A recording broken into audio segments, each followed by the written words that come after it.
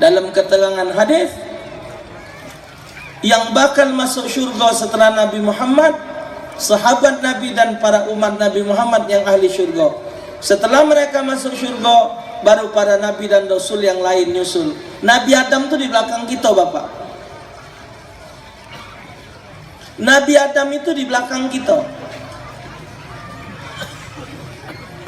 Nabi Musa alaihissalam, seorang Nabi yang dijanjikan oleh Allah pasti masuk ke dalam syurga. Ya,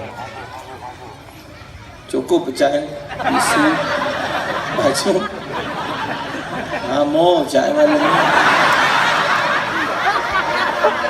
Oh,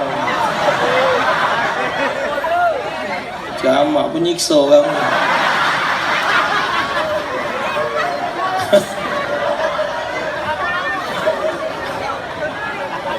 Tapi tenang Bapak, tenang. Mik ada di aku. Terserah lah. Kamu nak ngongkon 3 jam 4 jam, mana aku berhenti balik. Nabi Musa alaihissalam, seorang Nabi yang dipastikan masuk syurga oleh Allah. Ketika mendengar, ketika membaca dalam kitab Taurat tentang kelebihan umat Nabi Muhammad, Nabi Musa minta kepada Allah, kiranya dia dijadikan sebagai umat Nabi Muhammad. Allahumma ja'alni min ummati. Ya Allah, jadikan aku sebagai umatnya, jadikan aku sebagai umat Muhammad. Nabi Musa itu Bapak, dadonya lebarnya 3 meter. Dado Nabi Musa lebarnya 3 meter. Kalau dado kita 50 Pak, lebarnya 50.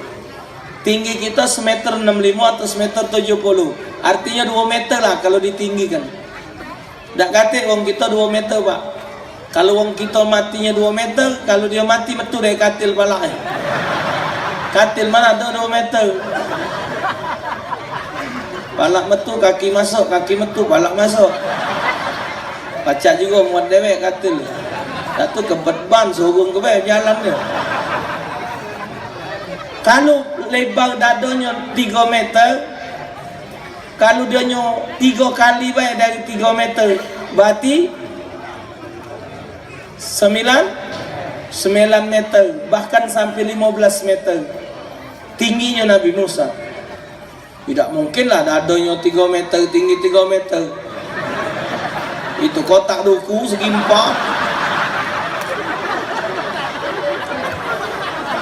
Sebesar itu Bapak, Nabi Musa sebesar itu, segagah itu, sehebat itu, minta dijadikan umat Nabi Muhammad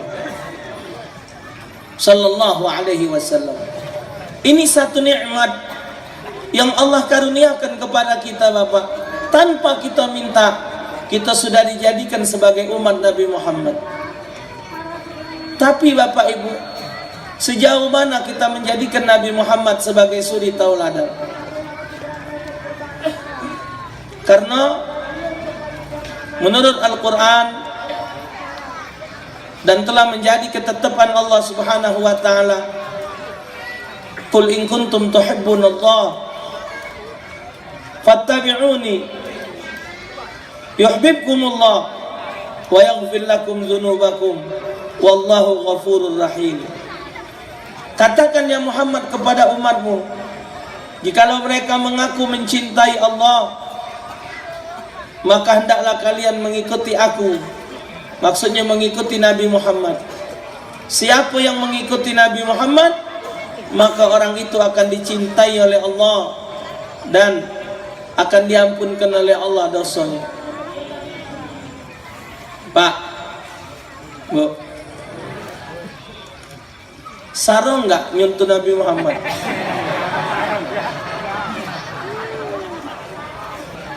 Di mana sih saronya?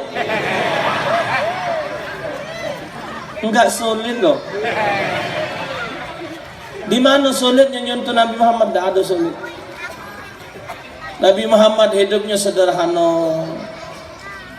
Nabi Muhammad hidupnya pemaaf.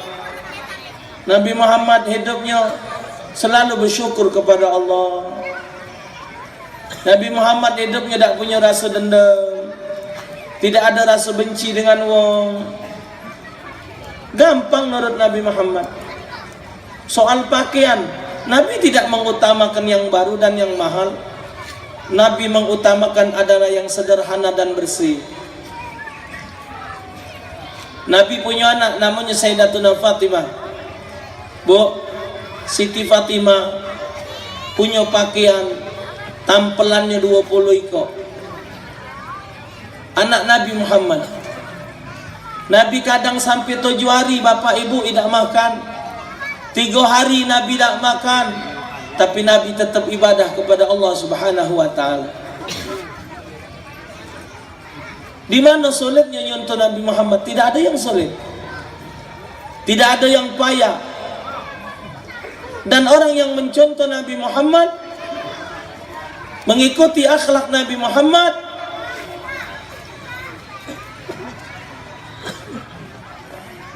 disebutkan dalam hadis, man ahabbani man ahya sunnati faqad ahabbani wa man ahabbani kana ma'i fil jannah.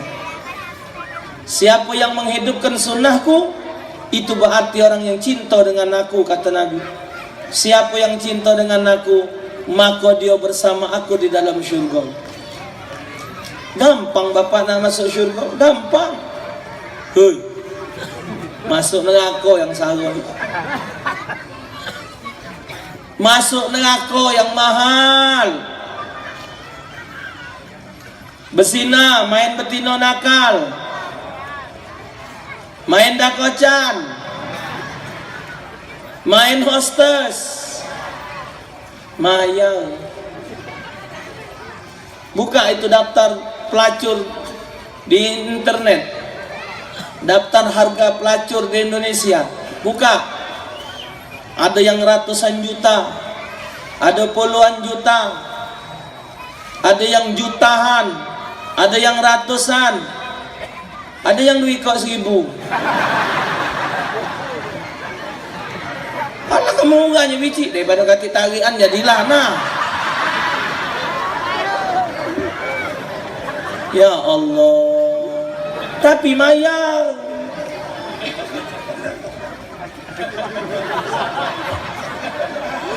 Diskotik 300.000, 1 juta masuk diskotik.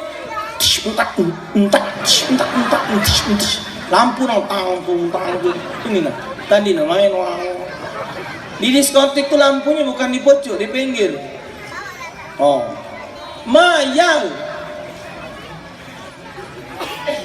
Banci-banci yang galak berjalan-jalan berayas itu.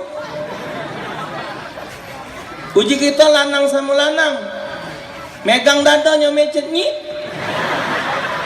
Apa hukumnya? Tidak haram. Tetek lanang. Dia banci. Banci lanang tino. Numpang mecet ni, tak apa-apa. Maya, jangan tahu-tahu. Kalau sepatu ngantak kaki kita. Hai, kan ini mecet memang tidak nah. Hah? Maya, jangan keladasan. Maksiat, berzina, maksiat di rumah tu. Maya tidak boleh pahala malam ni pula.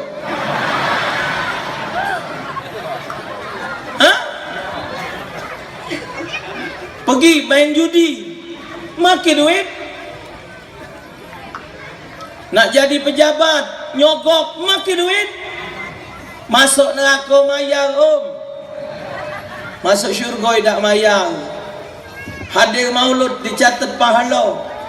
Salaman boleh pahala. Berjabat tangan, ma min muslimain yaltaqiyani fayatasafahani illa ghufira lahuma qabla an yatafarraqa. Tidaklah 2 orang muslim yang ketemu, mereka bersalaman, kecuali Allah ampunkan dosa mereka sampai mereka berpisah. Pahala malam ni bapak, berapa ribu kita dapat pahala bersalaman. Man safahani dakhalal jannah. Siapa yang bersalaman dengan orang yang pernah bersalaman, yang bersalaman dengan aku, maka orang itu masuk ke dalam syurga. Bersalaman dengan wong yang pernah bersalaman, yang bersalaman dengan Nabi Muhammad, maka wong yang bersalaman itu masuk syurga. Man ra'a man ra'ani dakhalal jannah. Siapa yang memandang wajahku dan memandang wajah orang yang memandang wajahku, orang yang memandang wajah orang yang memandang wajahku, dia masuk syurga. Tidak mayal kita datang dari rumah hadir majelis, satu tapak kaki kita dihitung ibadat 1 tahun. Kita datang ke majelis dapat banyu minum, ada rezeki dapat makanan, alhamdulillah. Kita datang maulud bapak bukan ngarep makanan, benar? Ngarep ridho Allah. Kalau misal ada makanan kita tidak dapat, jangan diam, tanya ngapa belum dapat. Ya mungkin panitia lupa ya. Nyumbang 10.000, ngembek snack 3 ekor.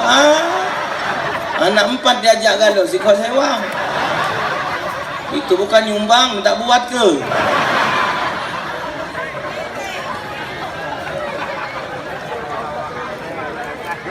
Di mana bapak ruginya? Tidak ada. Nyontoh Nabi Muhammad tidak rugi. Tapi ngapa orang banyak nandak nyontoh Nabi Muhammad? Kehidupan Nabi Muhammad bapak bukan main. Aturan-aturan Islam mulia diatur semaksimal mungkin. Kehidupan Nabi dalam rumah tangga penuh dengan kesederhanaan. Bu, Tino, Nina, ibu-ibu Nina ya. Nah, yang cantik-cantik ini termasuk yang jahat. Juga yang jahat kecil hati tidak disebut. Di kamu ngawas yang cantik be aku.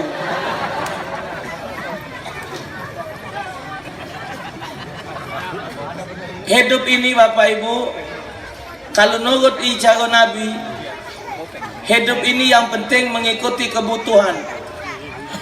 Kalau hidup mengikuti kebutuhan pasti cukup. Tapi kalau hidup mengikuti keinginan tidak akan pernah cukup, siapapun juga.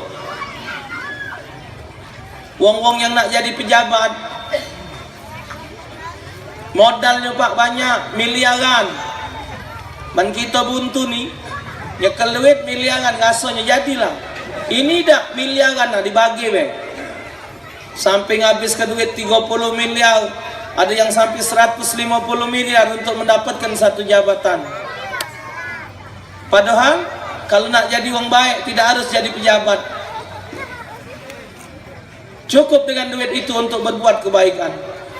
Tapi mungkin mereka kepengen menjadi pejabat untuk membenahi negara kita yang sudah mungkin ya ekok babok ini.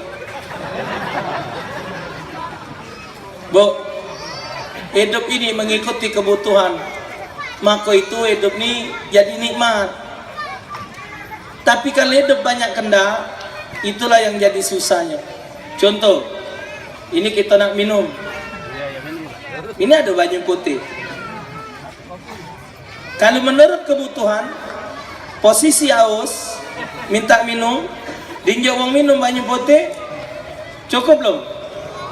Cukup belum? Alhamdulillah. Selesai kan? Selesai dah. Tapi kalau ku BCI gaji, dia ada ter aja. Yang itu bikin beban. Yang itu bikin beban. Sudah dinjaunya teh, mesek pula.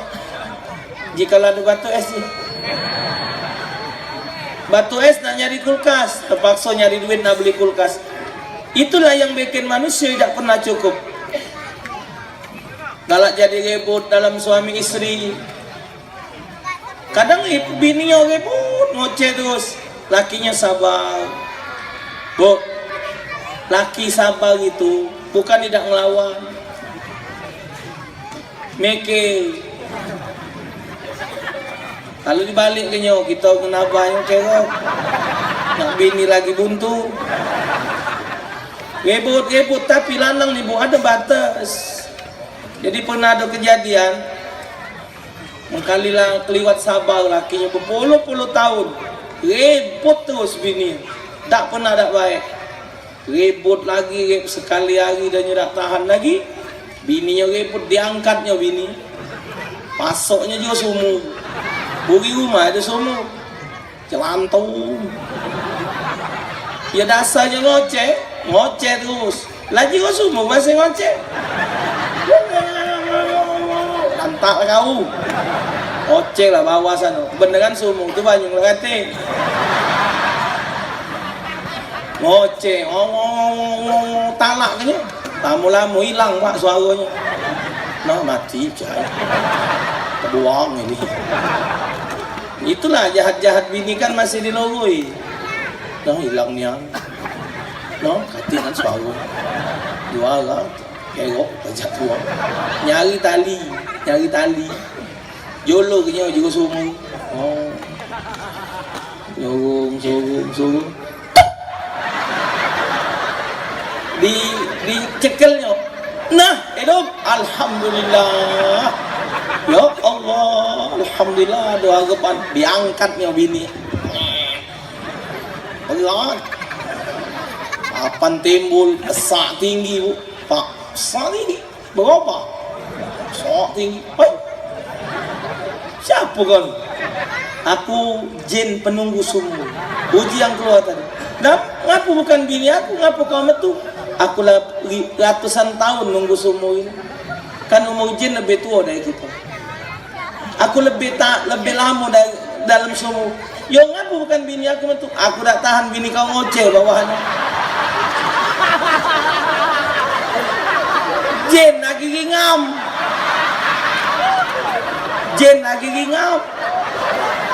Jadi kalau cak bini repot pasok lagi ke sumur, bening mana? Hah? Bukannya laki itu tidak ngelawan, nanda ribut. Ibu tu pula, bu, jangan keliwat. Kalau memang laki ada apa salahnya? Kan uang nanyo sama Rasulullah, boleh tak ngambil duit laki? Boleh. Kalau memang lakinya belit, bakhil, boleh. Cuman kata Nabi untuk kepentingan kebutuhan rumah boleh dimbek. Tapi kalau tidak ada kebutuhan, dia ngembek duit suami, lebih jahat daripada 70 mencuri dalam Islam. Rumah tangga Nabi tenang makmur dengan mengikuti kebutuhan hidup. Karena hidup di dunia ini tidak ada yang tidak dipenuhi oleh Allah. Wa ma min dabbatin fil ardi illa 'ala Allahi rizquha. Tidak ada barang yang melata di dunia ini kecuali Allah menanggung rezekinya. Hidup di dunia ini Bapak sama dengan tamu datang di rumah kita. Kita sedekah, tamu datang, kita tahu jumlah tamu berapa, kita tanggung jawab. Allah juga tahu berapa jumlah lanang, berapa jumlah betina, berapa yang makan, berapa yang hidup, berapa yang sakit, berapa kebutuhan hewan. Allah tahu. Karena Allah tuan rumah, kita sebagai tamu. Ikuti kebutuhan hidup, jangan mengikuti keinginan. Semua kita sudah dibatur rezeki oleh Allah, cuman beda nasib. Contoh, kita pergi kondangan, makan prasmanan, Perancis. Makan Mbek piring, mbek sendok, mbek nasi, mbek ayam, mbek daging, mbek gado-gado. Ujungnya ada sop. Kawan ngembek sop no jalan, daging nasi mbek sop.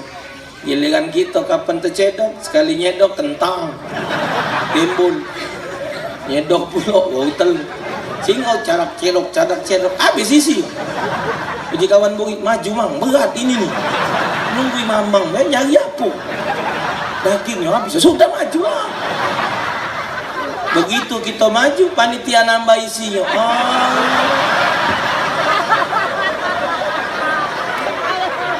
Pak, Bu, pertanyaannya, sop dapat daging rasanya?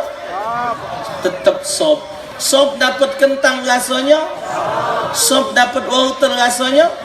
Itulah nikmat Allah. Tidak ada yang tidak dapat nikmat. Semuanya dapat, tapi bedanya nasib. Presiden makan kita, Cuman kita meli dia tinjuk. Kanon negara nyamin pejabat. DPR ada tunjangan. Lembak pejabat ni. Ditunjangkan loh. Tunjang luan, tunjang buri, tunjang pucuk, tunjang bawah. Kita tunjangan lama ni lah. Tunjangan tengah patah bulok nah. Ha?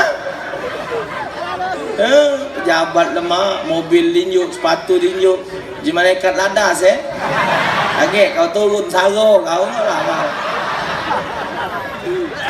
Nah, semua kita dapat nikmat, tapi yang membedakan kita nasib. Rasulullah kurang apa bapak? Raja mana yang tak kenal kepada Rasulullah? Sampai Rasulullah diperhatikan oleh sahabat. Perut Nabi ni, kalau Nabi rokok, klotak, bunyi. So duduk, klotak. Sujud, klotak, berbunyi. Tak, klotak. Tak ada bapak, tak katik sahabat yang berani nanya. Bunyi apa perut Nabi tu? Yang nanya cuma Sayyidina Umar bin Al-Khattab radhiyallahu anhu. Ya Rasul, bunyi apa perut tu? Letak, letok, letak, letok. Dijengokkan oleh Nabi. Ternyata ya Allah bapak ibu, batu tergantung. Kenapa ya Rasulullah? Ya Umar, aku nahan lapar. Aku menahan lapar ya Umar. Sayyidina Umar bapak mendengar itu nangis. Ya Rasulullah, ngapa tidak ngelapor dengan aku? Ngapa tidak ngelapor dengan kami kalau kau tak makan? Ya Umar, aku tak mau dikatakan selalu minta dengan umatku. Biarlah aku menahan lapar di dunia ini.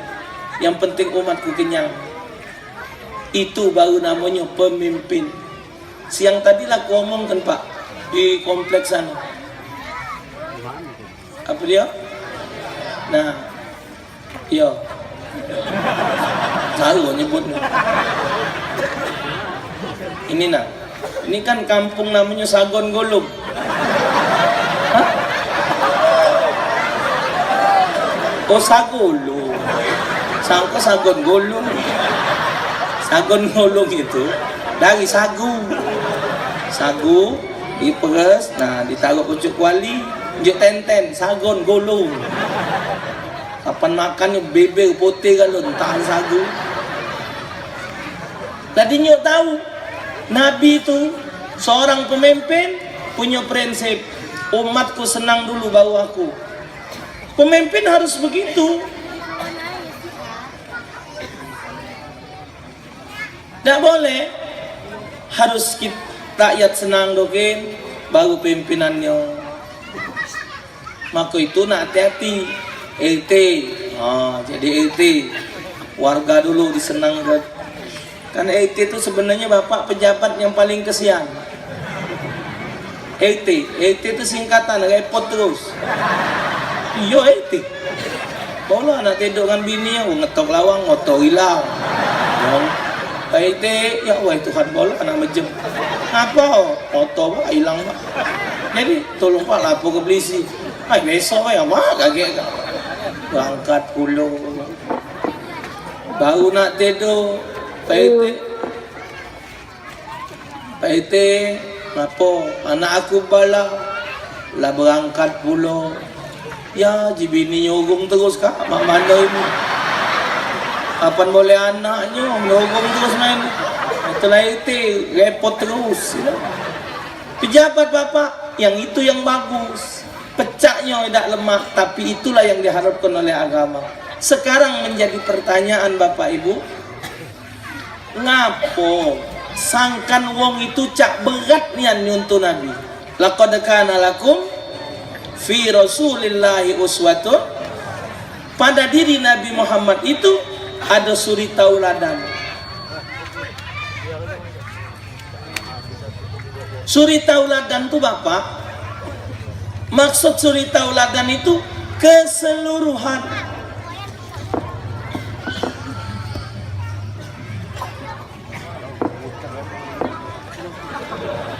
Ingat apa?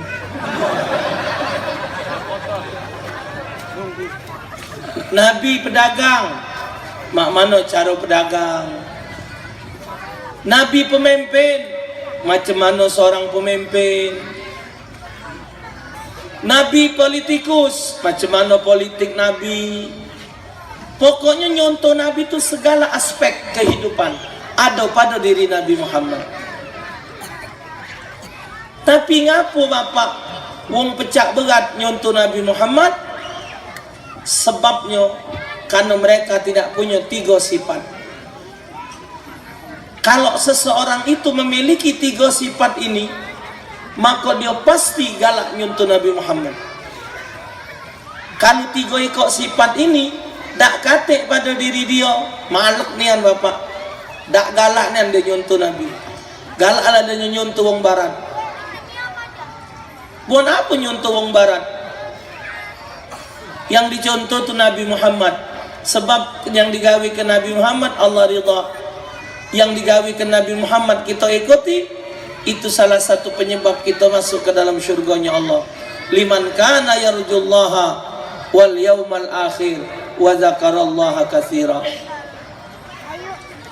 Yang bisa mencontoh Nabi Muhammad bagi orang yang mengharap ridha Allah, bagi mereka yang menginginkan selamat di negeri akhirat, bagi mereka yang banyak ingat kepada Allah. Bapak ngapa macam ini? Aku ni berpakaian macam ini Ustaz. Nyontoh Nabi Muhammad supaya Allah senang dengan aku. Oh, supaya aku di akhirat kaget dapat ridho Allah. Nah, pakai kopca putih. Kopca putih ni sunat bapak. Tak ada nunggu pergi haji. Tidak, tidak. Orang pergi haji itu bukan untuk dapatkan kopca putih. Pergi haji itu bapak, aku tak galak naik haji. Ku magai orang ngomong, Pak Ustaz insyaAllah aku tahun ni naik haji. Ku magai. Haji itu pergi pak, menunaikan haji, bukan naik haji. Kalau naik haji rasa ke Mekah, Batam banyak gaji naik ibarat.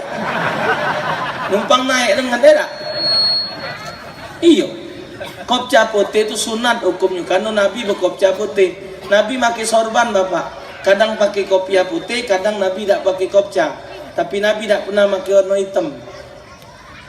Peci warna hitam ini topi nasional. Banyak foto di pinggir jalan itu. Islam bukan pakai peci. Assalamualaikum pula, nah bingung.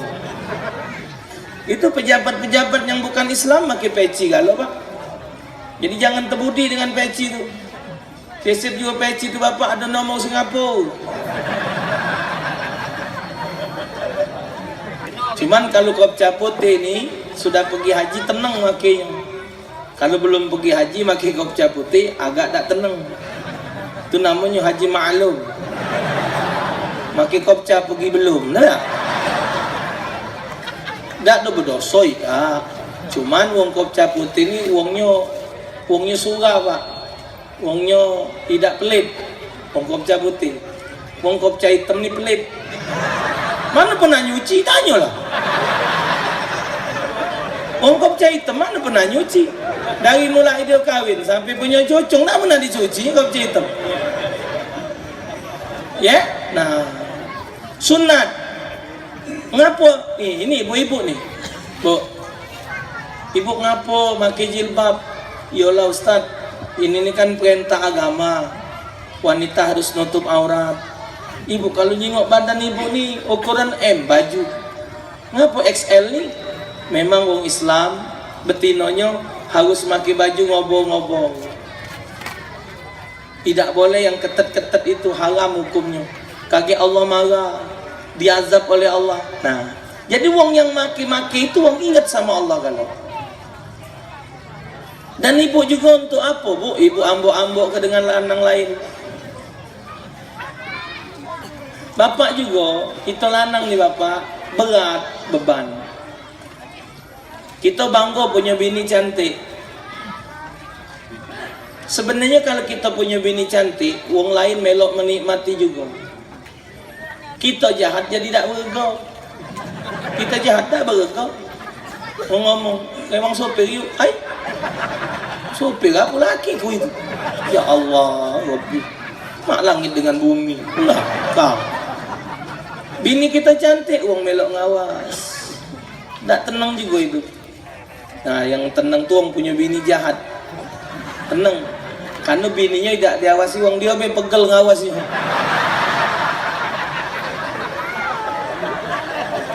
Cantik dan jahat betina itu tergantung di lampu. Kalau lampu hidup kejingoan bagusnya. Lampu mati gelap, hilang. Ibu ngapo? Ibu cantik, ibu montok, ibu bahenol, ibu mulus, bukan untuk lanang lain. Cantik ibu bukan untuk dipertontonkan untuk laki-laki lain. Ayu mamra'atin kharajat min baiti zawjiha, tidaklah wanita keluar dari rumah suaminya muta'attirun, berpakaian yang mencorok, berpakaian minyak wangi, berdandan yang bagus-bagus, mengakibatkan pandangan laki-laki kepada dia. Apa kata Nabi? Setiap mata memandang dia sama dengan satu kali berzina. Seorang laki-laki, seorang suami yang bangga punya istri cantik, sehingga dia berharap supaya orang lain memuji dia punya bini cantik, falyatabawwa maq'adahu minan nar. Suaminya Allah siapkan satu kursi di jiwa neraka. Kelantasan lah. Jadi ibu, ini bu, dengar kamu tuh. Cantiknya wanita itu ukurannya suami. Ibu tidak perlu minta nilai dengan lanang lain. Yang penting suami ibu menilai ibu. Itulah ukuran cantiknya betina. Kita juga bapak nyingok betina cantik, nafsu, syahwat, dah katik guna juga. Kita lanang nyingok betina cantik, bersyahwat, dah ajak ngapo-ngapo. Sama mak iwak tempalo juga gelok. Mana baca belakang ngetai mana gini. Ngagai kacau gini. Nah, kalau bini kita pecak sel, pacak di tepak. Iyo, pacak di rabung. Halal. Ini gelengan berpacaran pecak nafsu ni ya. Gelengan sudah kawin terkapal-kapal barang itu.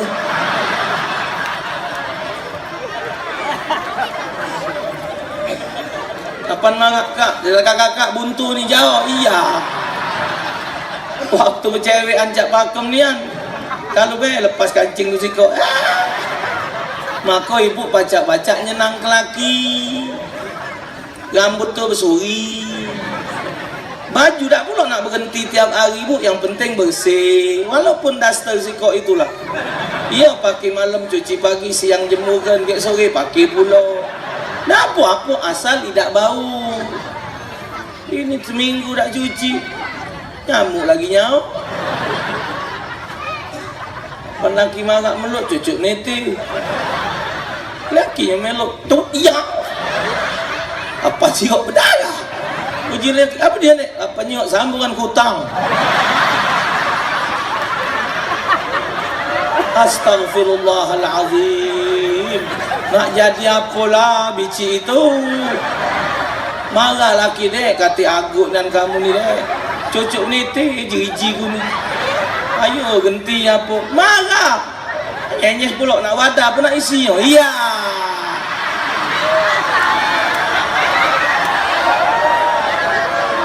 Astagfirullah. Masih hidup tak mamang itu? Ha? La haula wala quwwata illa billah. Oi boleh pahala bu. Hei, nyekel tangan bini nah. Bini nyekel tangan laki, laki nyekel tangan bini, melepaskan satu dosa. Ini baru nyekel. Nah, ini cara tua ni, cekelan. Tak cara ngapa-ngapa lagi jadilah seremet anak. Boleh pahala. Lah barang tua. Kapan malam-malam ngereki bini ya. Wong tua ni tak ajak tidur kalau kata pikson. Nah, itulah kalau lagi cewekan mambu minyak wangi, kalau punya anak mambu koyo, kalau lah punya cucung mambu pikson. Saling kosok dengan yai, puji nyai. Ya Allah yai tulang galau. Nyai dah tua. Nyai pula ngosok nyai. Sekosok ah. Pantu gosok ya Allah nyai lah lembut galau. Boleh pahala, jangan tahu-tahu. Nah, jadi kalau laki mati gancang lah. Ya, jadi pahala. Boleh pahala.